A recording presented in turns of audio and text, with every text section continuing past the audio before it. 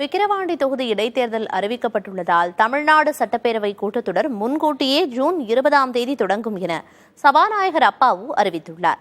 திருநெல்வேலி அரசு விருந்தினர் மாளிகையில் செய்தியாளர்களை சந்தித்த அவர், விளவங்கோடு தொகுதியில் வெற்றி பெற்ற காங்கிரஸ் வேட்பாளருக்கு நாளை பதவிப் பிரமாணம் செய்து வைக்க இருப்பதாக தெரிவித்துள்ளார். தமிழ்நாடு சட்டமன்ற பேரவையினுடைய கூட்டத்தொடர் வருகிற 24ஆம் தேதி காலை 10 மணிக்கு நம்முடைய தலைமைச் செயலகத்தில் உள்ள சட்டமன்ற மண்டபத்தில் நடைபெறும் என்று ஏற்கனவே அறிவித்திருந்தேன்.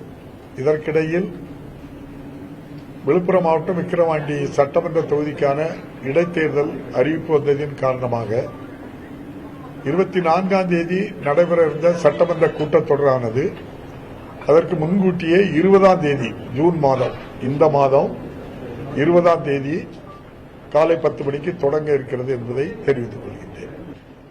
நாளை காலை 11 மணி அளவில் கன்னியாகுமரி மாவட்டம் விளவங்கோடு சட்டமன்ற தொகுதியினுடைய இடைத்தேர்தலிலே வெற்றி பெற்ற தாரகை கட்பட் என்ற உறுப்பினர் காலை 11 மணிக்கு